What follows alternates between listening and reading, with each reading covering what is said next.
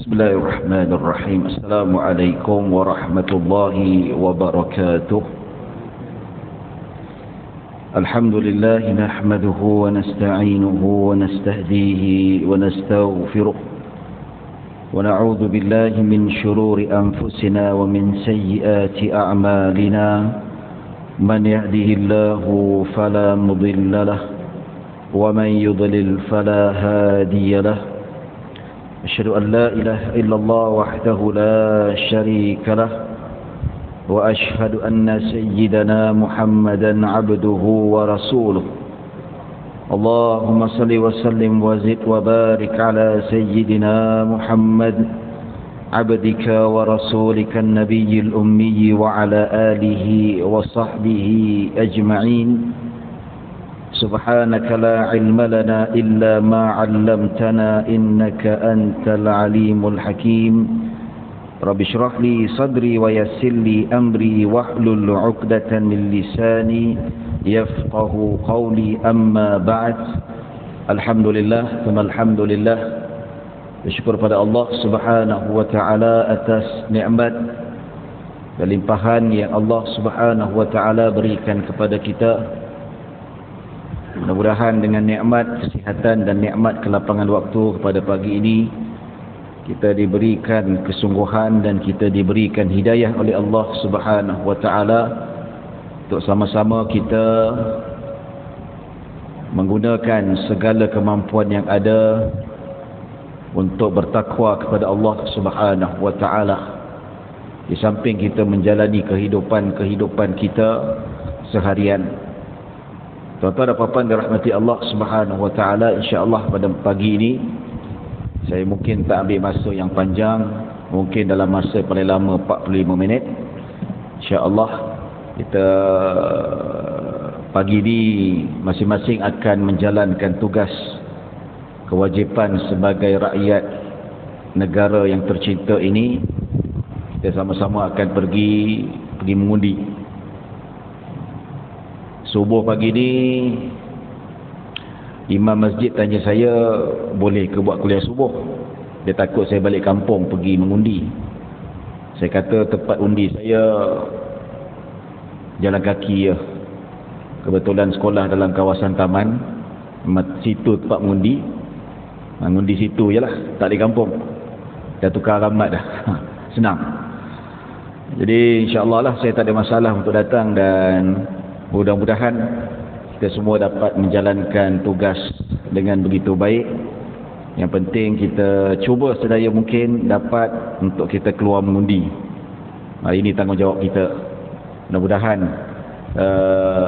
kita kena banyak berdoa supaya hari ini dia penentu kepada masa depan negara kita. Malam ni kita dapat keputusan siapa yang akan memegang tampuk pemerintahan negara. Maka selama 5 tahun itulah ia akan menentukan masa depan negara yang mengambil alih tugasan untuk mentadbir negara. Jadi kita kena pilih dengan bijak dan kita kena banyak berdoa pada Allah Subhanahu wa taala. Terutama 2-3 tahun ini kita menghadapi krisis ekonomi, krisis politik, macam-macam krisis kita hadapi. Ini semua ujian Allah, yang mana tak ada hidup kat dunia ni tak ada masalah dan tidak ada rintangan dan halangan, pasti ada. Cuma insya-Allah mudah-mudahan Allah buka jalan supaya kita dapat menyelesaikan masalah-masalah ini. Dan kalau melibatkan masalah negara ni, sudah pasti kita mengharapkan pemimpin yang baik, pemimpin yang adil, pemimpin yang bertakwa kepada Allah Subhanahu wa taala. Jadi di peringkat kita tuan-tuan, kita mengharapkan pemimpin bekerja untuk rakyat, pemimpin bekerja untuk kita. Tetapi jangan lupa kita juga ada sumbangan kepada negara. Kita ada sumbangan kepada pemimpin untuk sama-sama kita menggembling tenaga membangunkan negara ini. Antara usaha kita tuan-tuan, kita kena banyak berdoa. Antara doa yang terbaik yang boleh kita panjatkan, iaitu kita doa yang terbaik untuk pemimpin kita. Siapa pun yang naik kita terima, itu pilihan rakyat dan memang macam tu sistem kita. Tetapi kita kena terus berdoa supaya yang menjadi pemimpin kita, ia akan diketahui pada malam ini, supaya menjadi pemimpin yang baik, bertakwa, cintakan agama Allah adil dan saksama, integriti dan macam-macam lagi. Seorang ulama salaf namanya Al-Imam Al-Fudail bin Iyad rahimahullahu ta'ala. Seorang ulama salaf yang hidup pada tahun pertama dan kedua Hijriyah. Ulama salaf, ulama zaman dahulu, tuan-tuan. Yang mana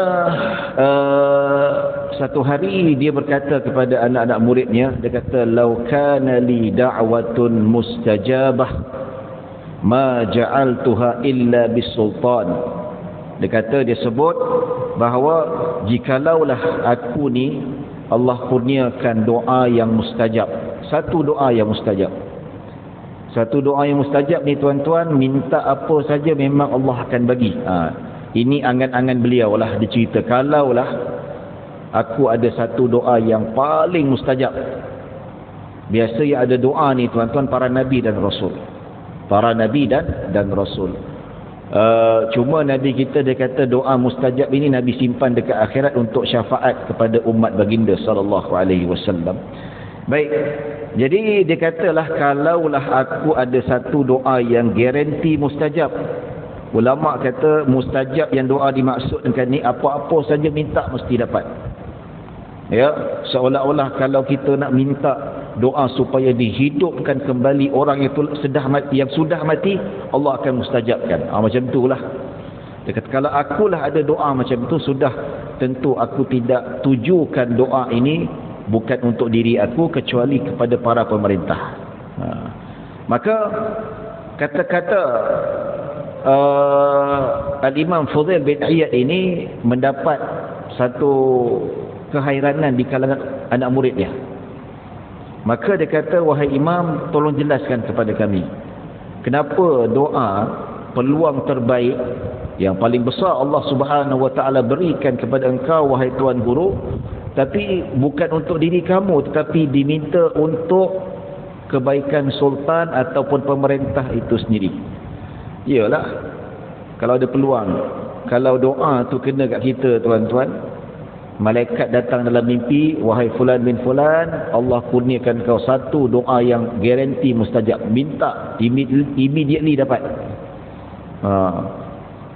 Kita minta apa agak-agaknya, tuan-tuan? Kita minta, tak tahulah, ada yang minta jadi jutawan mungkin, ada yang minta panjang umur, ada minta yang sihat tubuh badan, macam-macam lah. Mungkin kita ataupun saya lebih kepada permohonan untuk kita kebaikan diri kita. Tetapi Imam Fudail mengatakan bahawa kalau aku ada doa seperti ini, aku tak minta untuk diri aku. Aku minta supaya Allah baikkan pemerintah-pemerintah kita, solehkan mereka, jadikan di kalangan pemimpin yang bertakwa. Itu yang aku minta pada Allah Subhanahu wa taala.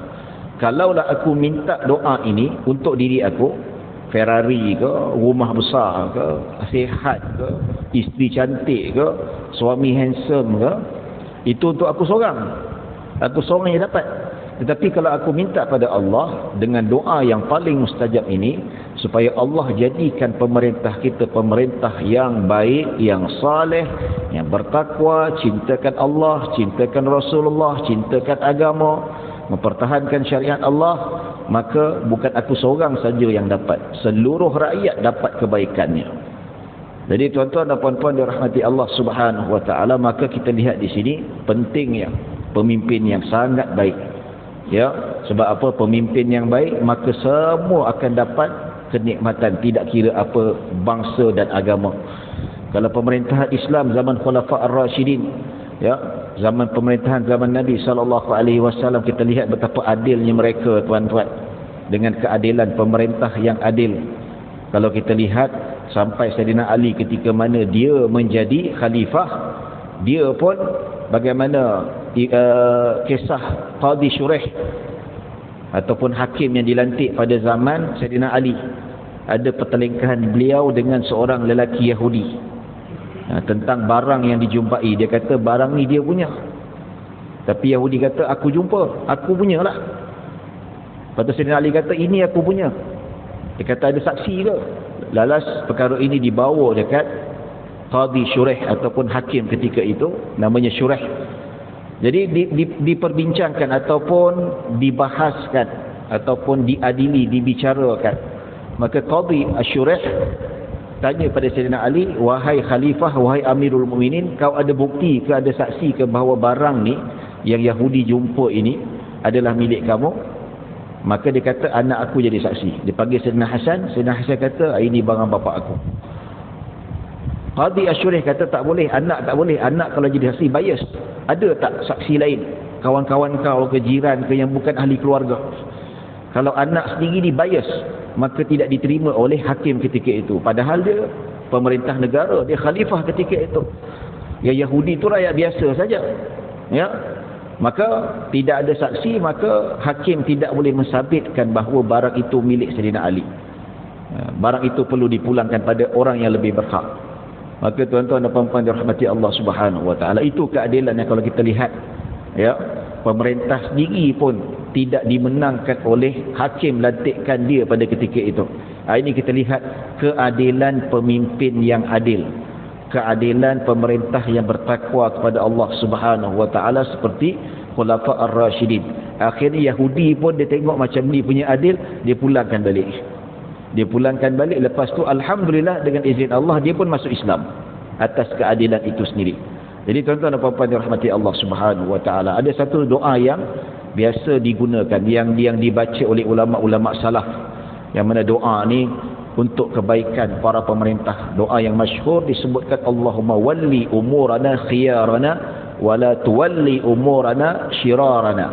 Doa ni bagus baca tuan-tuan. Tiap-tiap hari dah menang pilihan raya pun kita doa juga. Tiap-tiap hari doa untuk pemerintah supaya Allah bagi mereka ketakwaan. Yang tak bertakwa tu supaya Allah beri ketakwaan. Ya, kalau sebelum keputusan ni keluar ni, biarlah Allah Subhanahu wa taala jadikan pemerintah kita dalam kalangan orang yang beriman, yang takutkan Allah, ya, yang adil, jauh daripada korupsi, rasuah dan seumpamanya. Maksud dia apa? Allahumma walli umurana khiyarana. Ya Allah, jadikanlah urusan-urusan kami ini ditadbir oleh orang-orang yang paling baik dalam kalangan kami. Wala tuwalli umurana syirarana. Jangan kalau menjadi orang-orang yang jahat di antara kami untuk mentadbir urusan kami. Ini doa bagus kalau kita baca dekat internet pun ada, kita boleh cari, hari-hari kita baca. Dulu zaman saya kecil-kecil ni tuan-tuan, ada orang dia bila khutbah Jumaat, doa untuk sultan dia tak nak angkat tangan. Tak naklah aku doa untuk sultan. Dia menyampah ke apa ke, ya. Jadi sebenarnya buat apa kita tak nak angkat?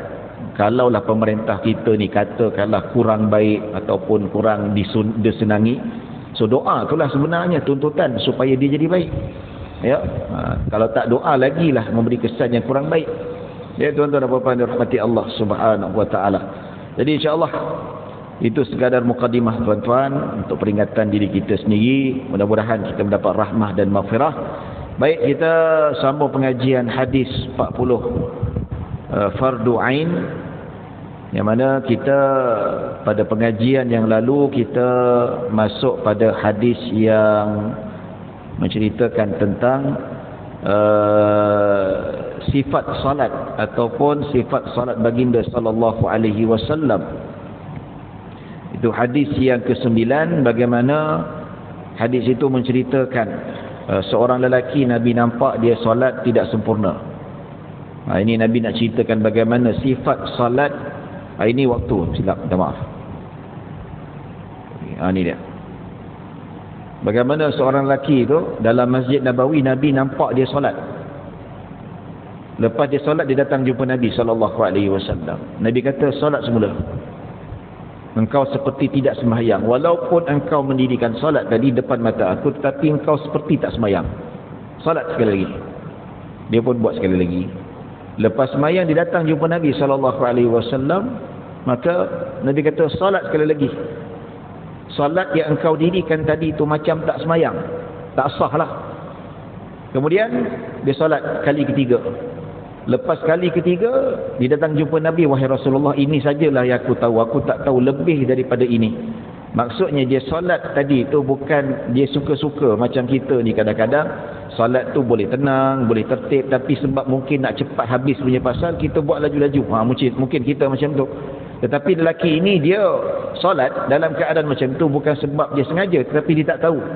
Maka dia kata, wahai Rasulullah, ajarilah aku macam mana cara nak solat dengan betul, cara yang baik, ya. Maka Nabi SAW dia kata, aku tidak tahu apa yang salah pada solatku. Dalam lafaz hadis disebut, la adri ma ibta alayya min salati, apa yang salah solat aku, tolong ajari aku supaya aku dapat betulkan. Maka Nabi SAW sebut, sesungguhnya setiap seorang itu, ya, maksudnya tak sempurna solatnya kecuali dia berwuduk. Tapi kita dah bahas dah pada perbincangan yang lalu, syarat sah salat adalah wuduk yang sempurna. Ya, kemudian membasuh kedua tangan sehingga ke siku, mengusap kepala dan membasuh kedua-dua kaki sampai ke buku lali. Ya, kemudian bertakbir, bertakbiratul ihram, memuji dan mengagungkan Allah Subhanahu wa taala, iaitu dengan bacaan doa iftitah. Nanti insya-Allah saya akan bentangkan nanti ada satu lagi slide tentang sifat salat Nabi SAW berdasarkan hadis-hadis yang sahih, ya, berdasarkan kitab Minhajul Talibin, ya, karangan Imam Nawawi yang menceritakan tentang sifat salat, ya, berdasarkan mazhab Syafi'i. Samalah dengan mazhab lain, lebih kurang saja tuan-tuan. Dia bertakbir, memuji, mengagungkan Allah, maksudnya membaca doa iftitah. Ya, setelah itu membaca Al-Quran yang dia mampu dan kuasai. Al-Fatihah dia wajib membaca seperti biasa, dan selepas itu membaca beberapa ayat suci Al-Quran ataupun surah. Ya, kemudian Nabi SAW sebut dan Nabi jelaskan tentang bagaimana sujud, rukuk, i'tidal, ya, dalam keadaan yang hatta tatma'inna mafasiluhu. Salat dalam keadaan yang betul-betul ada tamakninah. Bila berpindah kepada rukun ke rukun yang lain, iaitu ada tamakninahnya. So ulama-ulama hadis dia mensyarahkan hadis ni, kata kekurangan ataupun kesalahan yang besar yang dilakukan oleh lelaki ini adalah dia tak ada tamakninah. Dia semayang laju, rukun ke rukun tidak ada tamakninah. Sedangkan kalau kita lihat, kalau kita mengaji hukum fiqh di dalam mazhab Syafi'i, 4 rukun ni wajib ada tamakninah. Apakah dia tuan-tuan? Iaitu sujud, rukuk, i'tidal, rukuk, i'tidal, sujud dan duduk di antara dua sujud. Ini kena ada tamakninah. Nak cepat macam mana sekalipun tak boleh tak ada tamakninah. Kalau tidak, tak sah solatnya. Ya. Apakah 4 rukun yang wajib tamakninah dalam mazhab Syafi'i? Iaitu rukuk, i'tidal, sujud dan duduk di antara dua sujud. Dia kena ada i'tidal. Tak baca zikir pun kena ada i'tidal. Katakanlah di rukuk senyap ya, dalam hati pun tak baca zikir, ya, yang penting ada tamakninah, berhenti kejap, barulah sah. Manakala lelaki dalam hadis ini dia tak buat tamakninah, sebab itu Nabi suruh dia patah balik. Sebab itulah berdasarkan hadis ini tuan-tuan dan puan-puan, ulama mengatakan tamakninah ini salah satu daripada rukun yang dimasukkan dalam 4 rukun fi'li. Ya. Kenapa tak sah? Sebab itu Nabi suruh dia ulang balik. Nabi kata fa innaka lam tusalli, sesungguhnya engkau macam tak salat. Maksudnya salat tanpa tamakninah macam tak salat, salatnya tidak sah. Maka sebab itulah perlukan tamakninah. Ya, begitulah yang diterangkan oleh Nabi SAW satu persatu yang disebutkan secara detail sifat salat Nabi SAW. Jadi seperti mana saya sudah bincangkan beberapa hadis yang penting berkaitan dengan kena besar kan. Okey. Terima kasih. Tak perasan. Dia kesilapan teknikal. Ya. Bila dibesarkan dah besar nampaklah. Orang sana pun alhamdulillah dah keluar dah. Ya. Dia musim pilihan raya dia pun tak sabar nak mengundi jugalah. Baik. Jadi Nabi SAW terangkan. Jadi saya ada terangkan juga, saya buka slide yang lain. Nanti saya buka. Ada satu slide saya yang lain lah. Cerita tentang beberapa hadis yang saya nak bentangkan tentang sifat salat Nabi SAW. Ya. Ada siap dengan gambar sekali saya nak tunjukkan tuan-tuan. Ya. Baik, kita dah jelaskan pada hadis tentang bagaimana Nabi angkat tangan macam mana. Ya, dalam hadis Nabi yang saya jelaskan ya. hadis daripada Ibnu Umar radhiyallahu anhuma, anna Nabi sallallahu alaihi wasallam kana yarfa'u yadayhi hadwa mankibaihi idza iftataha as-salata wa idza kabbara walirruku'i wa idza rafa'a ra'sahu min ar-ruku'. Abdullah bin Umar radhiyallahu anhu berkata, sesungguhnya Nabi sallallahu alaihi wasallam mengangkat kedua tangannya sejajar dengan kedua-dua bahunya, iaitu ketika baginda memulakan salat, ketika bertakbir untuk rukuk, dan ketika mengangkat kepalanya daripada rukuk. Ini tiga perkara. Dalam hadis ataupun kita ada satu lagi hadis, apabila digabungkan, bila Nabi SAW angkat tangan pada 4 tempat. Angkat tangan. Ketika takbiratul ihram, ketika rukuk, ketika i'tidal. 3. Dan satu lagi bangun daripada rakaat kedua masuk ke rakaat yang ketiga, Nabi angkat tangan sekali. So 4 tempat yang mana Nabi SAW angkat tangan. Baik, angkat tangan macam mana? Angkat tangan tu macam-macam fashion kita nampak, macam-macam besi kita nampak, tangkat macam ni ada, macam tu ada, yang macam ni, macam-macam. Mana yang lebih tepat?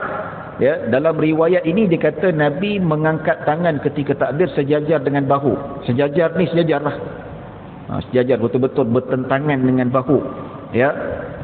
Begitu juga disebutkan dalam hadis Nabi SAW daripada Abdullah ibn Umar, yang mana riwayat daripada Nabi SAW. Nabi kata, idza iftataha ahadukum falyastaqbil biyadayhi alqiblata, rawahu Tabrani. Ibnu Umar meriwayatkan daripada Rasulullah sallallahu alaihi wasallam, jika sesiapa yang ingin memulakan salat, maka hendaklah dia menghadapkan, iaitu tapak tangannya ke arah kiblat. Arah kiblat. Tapak tu arah kiblat. Dan hadis riwayat Ibnu Umar juga bahawa para sahabat bila salat tapak tangan menghadap kiblat. Itu antara sifat salat Nabi. Kenapa Imam Nawawi dalam kitab Minhajul Talibin dimasukkan bab khusus sifat salat? Macam mana angkat takbir, macam mana tangan ketika berqiyam, kaki macam mana, dijelaskan. Sebab apa? Sebab berdasarkan hadis Nabi SAW, Nabi sebut, sallu kama ra'aitumuni usalli, dirikanlah salat seperti mana kalian melihat aku salat.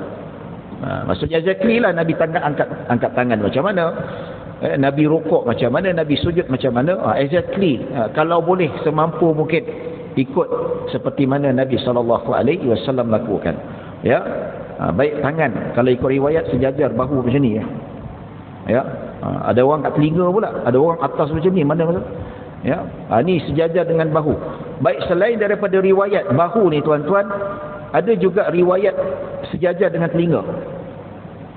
Seperti mana hadis yang diriwayatkan daripada Wa'il bin Hujur, riwayat sahih Muslim, annahu ra'a an-nabiy sallallahu alaihi wasallam rafa'a yadayhi hina dakhala fi salati kabbara hiyala udhunayhi. Wa'il bin Hujur meriwayatkan bahawa beliau melihat Nabi sallallahu alaihi wasallam mengangkat tangan ketika memulakan salat, bertakbir sejajar dengan kedua telinganya. Riwayat ada kata bahu, ada riwayat kata telinga. Mana satu betul? Baik, kita terangkan nanti. Begitu juga daripada riwayat Malik bin Huwairis radhiyallahu anhu, dia kata hatta yuhazi bihima furu'a udhunai. Riwayat daripada Malik bin Huwairis radhiyallahu anhu, yang mana dia kata Nabi bertakbir sejajar dengan hujung kedua telinga baginda sallallahu alaihi wasallam. Hujung telinga ni. Nampak tak? Jadi ada dua riwayat bahu dan ada riwayat telinga. Dia sebab ni kalau kita tengok dalam dimensi mazhab ulama ni ada sedikit perbezaan. Ada 3 mazhab, iaitu mazhab yang mengatakan sejajar dengan bahu dan sejajar dengan telinga, dan ada mazhab yang menggabungkan kedua-duanya. Yang kalau kita lihat macam ni, yang sejajar dengan bahu ni pendapat mazhab Hambali. Mazhab Hambali dia pilih riwayat bahu. Manakala riwayat yang telinga ni atas sikit, ini mazhab Hanafi. Hanafi dia pilih. Sebab tu kalau kita tengok orang mazhab Hanafi, dia takbir memang dekat dengan telinga macam tu. Mereka memilih riwayat yang telinga. Tapi Imam Syafi'i dalam kitab Al-Um dia kata dia menggabungkan kedua-dua riwayat. Dua-dua sahih. Dua-dua tidak boleh ditolak. Kedua-duanya sahih dan kedua-duanya tidak bertentangan. Ya. Yang Hambali kata kenapa dia pilih yang bahu, dia kata yang bahu ni lebih kuat. Dia tak menolak hadis yang telinga tu. Sebab apa? Dua-dua sahih. Dia kata yang paling banyak Nabi buat bahu. Kadang-kadang Nabi buat yang telinga. Sama juga mazhab Hanafi. Ya. Maksudnya pertukaran. Kadang-kadang Nabi buat sejajar dengan bahu dan kadang-kadang Nabi buat sejajar dengan telinga. Itu. Tapi mazhab Syafi'i dia menggabungkan kedua-dua sekali. Duduk tengah-tengah. Tapak tangan dekat bahu dan hujung jari tu dekat telinga. Maksudnya menghimpunkan kedua-dua riwayat. Tapi sebenarnya tuan-tuan dia tak ada beza pun. Tak ada banyak beza. Beza atas, tengah, tentu kan. Tapi yang sepakat macam ni lah. Dia menghadap kiblat. Tapak tangan tu. Ya. Kalau Hambali bawah sikit macam ni. Kalau Hanafi dekat telinga sikit. Kalau mazhab Syafi'i tengah-tengah. Lebih kurang lah. Lebih kurang. Ya. Ada sahabat dia nampak macam bahu. Ada sahabat nampak macam telinga. Ada sahabat nampak macam tengah-tengah. Ikut mana selesa lah. Ada macam ni boleh. Ada macam ni. Kalau saya memang dah terbiasa mazhab Syafi'i itu Allahu Akbar. Kalau perempuan rapat lah. Perempuan rapat, lelaki kembang sikit. Itu perbezaannya. Ya. Jadi ala kulli hal, takbir tu dia sejajar antara bahu dengan telinga. Sejajar bahu dengan telinga. Ya. Dia bawa sikit boleh macam ni, boleh fleksibel. Mana-mana yang kita rasakan selesa. Baik. Ini mazhab Syafi'i lah tengah-tengah macam tu. Macam ni tak tepat lah. Macam ni gambar ni. Dia tak tepat sebab dia bukan menghadap kiblat, dia menghadap atas, menghadap langit. Ya. Sedangkan dalam riwayat disebutkan bagaimana Nabi SAW menyebabkan kalau nak takbir tapak tangan menghadap kiblat. Ya. Jadi terlihat dari segi sudut perbincangan perbahasan riwayat. Ini kita kata bukan tak sah. Tapi afdaliyah. Kan Nabi kata sallu kama raaitumuni usalli. Dirikanlah salat seperti mana engkau melihat aku salat. Kita tak nampak tapi kita dapat melihat, kita belajar riwayat daripada orang yang melihat Nabi salat, iaitu sahabat-sahabat Nabi SAW. Ya. Paras mana Nabi angkat takbir, tangan tu menghadap mana, itu ada riwayat yang mana kita ambil. Ya. Baik. Macam ni pun ada juga yang buat macam tu. Tapi ini tak tepat lah kalau kita kata sifat salat Nabi, dia tak tepat, kurang afdaliyah. Menyatakan dia mesti tangan menghadap kiblat. Macam ni pun ada juga. Saya pernah nampak Allah, dia angkat tangan tu punya tinggi. Ya. Tuan-tuan, dia angkat takbir ni, angkat tangan ni dia bukan rukun, dia sunat. Ya. Kita angkat macam ni ke angkat macam ni ke, dia tidak membatalkan. Ya, dia kira afdaliyah. Kalau kita buat exactly yang macam Nabi buat, ya, lebih kurang telinga ke bahu ke yang menghadap kiblat, maksudnya kita cuba ikut yang Nabi SAW lakukan. Jadi kita dapat pahala sunat. Dapat pahala sunat sebab tiru Nabi SAW. Tapi kalau kita buat macam ni, kalau kita buat macam ni, kalau kita buat macam tu, dia tak ikut macam Nabi buat lah. So kita tak dapat afdaliyah. Jadi bila kita nak solat, kita nakkan afdaliyah. Tetapi lepas ni kalau dia nak buat macam ni, saya tak boleh, saya macam ni juga, terserah. Ya, terserah. Cuma kita tunjukkan mana yang lebih afdal, mana yang lebih baik. Sebab apa? Hadis riwayat bagaimana Nabi salat, Nabi angkat tangan macam mana, memang banyak diriwayatkan. Sebab apa? Sebab sifat salat Nabi ni memang ditanya, dipelajari, diriwayatkan oleh para tabi'in yang tak pernah melihat Nabi. Jadi mereka belajar daripada para sahabat baginda SAW dan diriwayatkan dan dibukukan sampai kepada kita. Ya. Baik. Ya. Ketika qiyam, tuan-tuan, beli kita berdiri, hadis daripada Wa'il bin Hujur radhiyallahu anhu. Kini dah takbir lah. So bila kita takbir, tangan letak mana? Baik, dia kata annahu ra'an nabiy sallallahu alaihi wasallam rafa'a yadayhi hina dakhala fi salati kabbara hiyala udhunai thumma iltafaha bi thawbihi thumma wada'a yadahu al-yumna ala yusra. Rawahu Muslim. Dia Sayyidina Wa'il bin Hujur radhiyallahu anhu meriwayatkan bahawa beliau melihat Nabi sallallahu alaihi wasallam mengangkat tangan ketika memulakan salat, bertakbir sejajar dengan kedua-dua telinga baginda. Ini tafsiran kita dah sebutlah. Kalau mazhab Syafi'i tengah-tengah, tapak tangan yang bawah ni sejajar bahu, ujung jari dengan telinga, macam tu, ya. Kemudian baginda menutupi pakaian baginda, pakaian tu terbuka sikit, Nabi pun tutup, ya. Lantas baginda meletakkan tangan kanan di atas tangan kiri, kan Allahu Akbar, tangan macam ni, ya. Ya, kalau kita lihat macam ni lah, tangan kita genggam macam tu, itu dimaksudkan tangan kanan letak atas tangan kiri. Cuma ada riwayat, tak ada, dia ada khilaf letak dekat mana, atas pusat ke bawah pusat. Maka Imam Tirmizi dalam kitab Jami' Sahihnya dia mengatakan ada dua riwayat salaf, ya, ulama zaman salaf, riwayat daripada sahabat tabi'in, ada dua tempat yang masyhur, iaitu di atas pusat dan di bawah pusat. Kalau kita mazhab Syafi'i ini di atas level pusat macam ni, ya. Kalau ada juga bawah pusat macam ni, ini mazhab Hanafi dengan Hambali. Mazhab Hanafi dengan Hambali di bawah pusat, mazhab Syafi'i di atas pusat. Ada hadis ke yang menentukan bawah pusat atas pusat? Memang tak ada hadis. Kalau ada hadis pun tak sahih, ya. Jadi tuan-tuan dan puan-puan dirahmati Allah, jadi ulama-ulama dia kata mana yang tepat, dia kata dua-dua ada riwayat ulama salaf di kalangan tabi'in yang buat atas bahu, atas pusat dan bawah pusat, ya.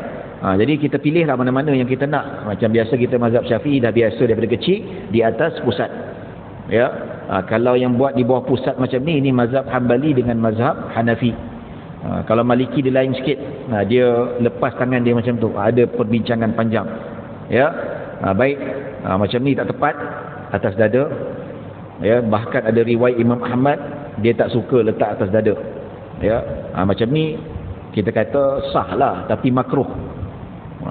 Macam ni, tangan letak bawah macam ni. Ni mazhab Maliki, ya. Pendapat muktamad mazhab Maliki dilepas macam tu. Adalah perbincangan panjang, saya tak nak cerita panjang, nanti pening kepala khilaf, ya. Macam ni pun tak tepat juga. Dia macam peluk tubuh kan, peluk tubuh, ya. Baik, dalam qiyam berdiri, iaitu dalam hadis tapak menghadap kiblat.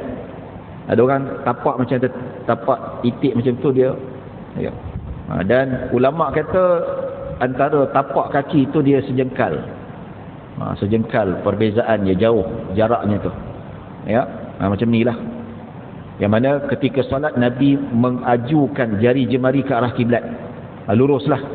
Jarak tak berapa besar sangat dan tidak terlalu mengangkang sangat, ya. Sebab tu saya memang tak setuju kalau ada setengah individu tu bila solat, memang, ya, dia nak rapat dengan kaki kita, dia nak sentuhkan kaki kita juga. Kita duk rapat. Ini biasa berlaku dekat Mekah lah, ataupun pergi umrah. Nanti adalah orang Arab ke Afrika ke, dia memang jenis nak sentuh tapak kaki kita dengan tapak kaki dia. Kita alih, dia datang lagi, alih sampai terkangkang besar. Ya. Sedangkan solat tu yang penting tak adalah kangkang besar, cuma paling maksimum tu jarak sejengkal, sejengkal macam ni.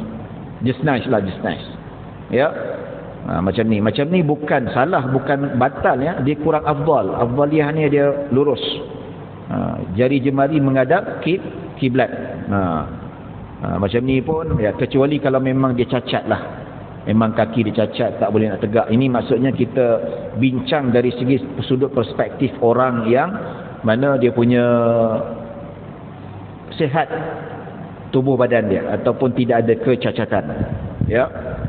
Baik, tuan-tuan dan puan-puan dirahmati Allah Subhanahu wa taala. Pada hadis yang lalu Nabi SAW sebut selepas takbir, ya, memuji Allah Subhanahu wa taala, iaitu membaca doa iftitah. Dia riwayat membaca doa iftitah ni banyak, tuan-tuan. Ada lebih kurang 10 paling kurangnya riwayat yang mana Nabi membaca doa iftitah. Doa iftitah ni ada banyak fadilatnya sangat besar. Kalau kita tak nak baca yang versi yang panjang, kita baca versi yang pendek. Ada beberapa riwayat yang Nabi baca. Ada riwayat ni Nabi baca ni, maksudnya bila sebut tentang doa iftitah, Nabi tak tumpukan pada satu doa saja. Macam kita biasa satu doa je lah, daripada kecil belajar yang tu lah. Allahu Akbar kabira walhamdulillahi katsira wa subhanallahi bukratan wa asila. Sambung lagi. Itulah daripada kecil sampai besar kita pegang yang tu lah, tak ada masalah pun.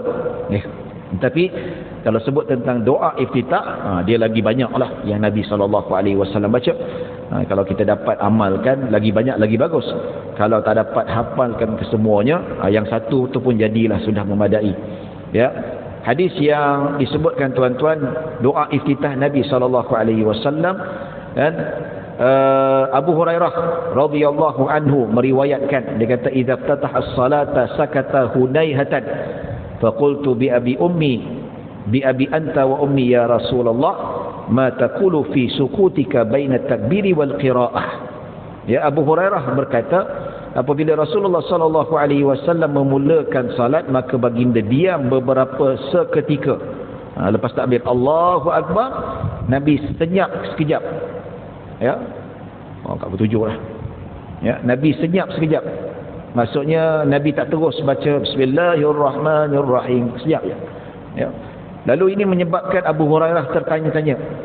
Lalu aku bertanya, wahai Rasulullah, demi ayah dan ibuku sebagai jaminan. Itu satu sumpah. Lafaz sumpahan, lafaz sumpahlah demi Allah macam tu. Apakah yang engkau baca ketika diam di antara takbiratul ihram dan bacaan al-Fatihah? Ya. Kenapa senyap? Kenapa tak terus baca Fatihah? Ya, maka baginda sallallahu alaihi wasallam, Nabi pun mengucap doanya. Dia aqulu Allahumma ba'id baini wa baina khataayaya kama ba'adta bainal masyriqi wal maghrib. Allahumma naqqini min khataaya kama yunqqa ath-thawbul abyadu min ad-danas. Allahumma ighsilni min khataayaya bil ma'i was-salji wal baradi. Muttafaqun alaih.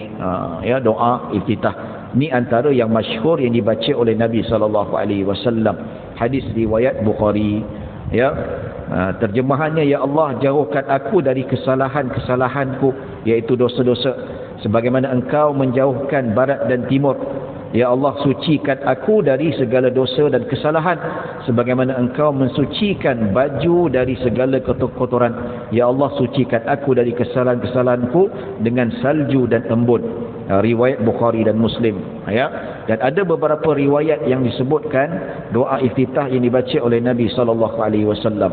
Saya, ya, ada riwayat, saya tak masukkan dekat slide ni. Tak apa. Ya. Antara doa yang Nabi baca itulah Allahu akbar kabira walhamdulillahi katsira wa subhanallahi bukratan wa asila. Ya. Ada doa yang Nabi baca, alhamdulillahi hamdan katsiran tayyiban mubarakan fi, pun ada juga. Ya. Beberapa doa lagi saya tak berapa ingat doanya. Tak apa. Dia ada beberapa 9 dan ada juga riwayat Nabi baca wajjahtu wajhiya lilladzi fataras samawati wal ardh hanifan musliman wa ma'ana minal musyrikin salat sampai habis. Itu pun doa iftitah yang Nabi baca. Ya. Yang paling pendek, yang antara yang terpendek itulah kalau kita rasa malas, ya, sebab doa iftitah ni dia fadilatnya cukup besar. Fadilatnya cukup besar. Antaranya pahalanya besar. Ada seorang sahabat Nabi sallallahu alaihi wasallam dia baca Allahu akbar kabira walhamdulillahi katsira wa subhanallahi bukratan wa asila. Ya. Jadi lepas sembahyang Nabi sebut, Nabi tanya siapa yang baca doa ni selepas takbiratul ihram. Maka sahabat angkat tangan, aku yang baca doa ni wahai Rasulullah.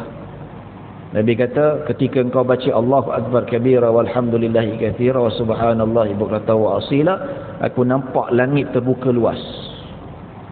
Langit terbuka luas. Maksudnya Allah turunkan rahmat yang cukup besar ke siapa yang membaca doa iftitah. Dan ada riwayat juga Nabi kata siapa yang baca doa iftitah, malaikat seramai 12 orang berebut-rebut untuk mencatat pahalanya, iaitu pahalanya cukup besar. Jadi dalam erti kata apa-apa solat sekalipun, kecuali solat jenazah, apa-apa solat sunat, solat fardu, jangan tinggalkan doa iftitah. Dia satu kerugian. Pertama, rahmat Allah turun, dan kedua, malaikat berebut-rebut nak mencatat pahala yang besar itu sendiri. Nak dibawa, nak mencatat dan dibawa ke atas. Malaikat berebut-rebut pahala baca doa iftitah tu nak dibawa ke atas, bawa dipersembahkan di hadapan Allah Subhanahu wa taala. Ya, ada dua fadilat. Ya, kalau penat macam mana, ada orang dia kalau solat fardu berjemaah dia okeylah. Tapi bila solat sunat Allahu akbar terus baca Fatihah, nak cepat punya pasal. Ya. Dia rugilah sebenarnya. ya. Sedangkan kalau doa iftitah tu paling pendek pun Allahu akbar kabira walhamdulillahi katsira wa subhanallahi bukratan wa asila. Cukup. Tak tambah wajah tu wajhi lillahi pun tak apa. Ya, sebab riwayat asalnya itu ya. Manakala wajah tu wajhi lillahi itu riwayat lain, iaitu Nabi baca pada saat yang lain. Bukan Nabi gabungkan Allahu akbar kabira walhamdulillahi katsira wa subhanallahi bukratan wa asila wajjahtu wajhiya lillazi. Yang gabungan itu adalah saranan para ulama. Kalau riwayat yang Nabi gabungkan antara riwayat memang tak ada. Sama ada Nabi baca Allahu akbar kabira walhamdulillahi katsira wa subhanallahi bukratan wa asila, stop, lepas tu baca Fatihah. Ataupun pada solat yang lain Allahu akbar wajjahtu wajhiya lillazi fatara sama, terus masuk tu. Tak ada riwayat yang Nabi gabungkan. Tapi kalau gabungkan ada masalah? Tak ada masalah. Bukan bid'ah, bukan makruh, tak ada masalah. Lagi bagus, menghimpunkan lebih banyak doa kita lebih baik. Doa puji-pujian pada Allah Subhanahu Wa Taala. Cuma dalam konteks kalau kita kata malas nak baca panjang-panjang, mungkin solat sunat tu nak balik cepat. Ni contoh lepas ni solat isyraq. Nak cepat solat isyraq pasal apa? Sebab nak pergi mengundi, tak sabar, nak pangkah tu, nak beratur depan. Ya. Jadi dia pun Allahu akbar nak cepat punya pasal tak baca doa iftitah. Rugi. Langit tak terbuka untuknya, ya. Pahala yang menimbun-nimbun tidak dibawa oleh malaikat naik ke atas langit. Rugilah. Paling tak pun baca pendek Allahu akbar kabira walhamdulillahi katsira wa subhanallahi bukratan wa asila. Stop. Bismillahirrahmanirrahim. Alhamdulillahirabbil alamin sampai habis, ya. Baik tuan-tuan dan puan-puan dirahmati Allah Subhanahu Wa Taala. Dan ada beberapa riwayat yang saya tak berapa, ya. Saya buka ada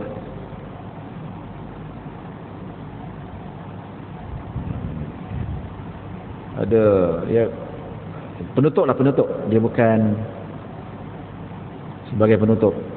Ini dalam bab lain ini.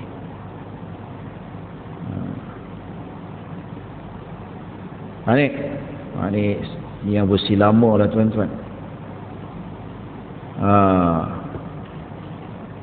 Yang pertama ini senarai doa iftitah, ya. Ni yang panjang. Yang pertama ni Allahumma ba'id baini wa baina khataayaya kama ba'adta bainal masyriqi wal maghrib. Itu yang tadi, itu riwayat tadi tu. Ada riwayat yang pendek subhanakallahumma wa bihamdik tabarakasmuk wa ta'ala jadduk wa la ilaha ghairuk. Apa pendek juga. Apa boleh juga. Yang bawah ni wajjahtu wajhiya lillazi fatara as-samawati wal ardi hanifa wa ma ana minal musyrikin inna salati wa nusuki wa mahyaya wa mamati lillahi rabbil alamin. Ini panjang punyalah. Ya.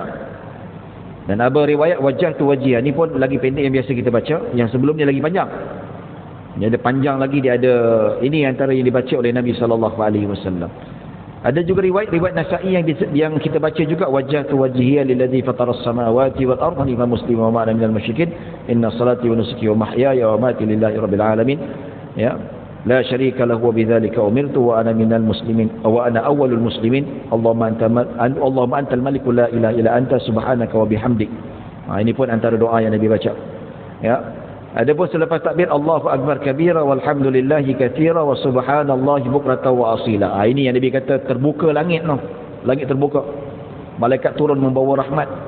Ya.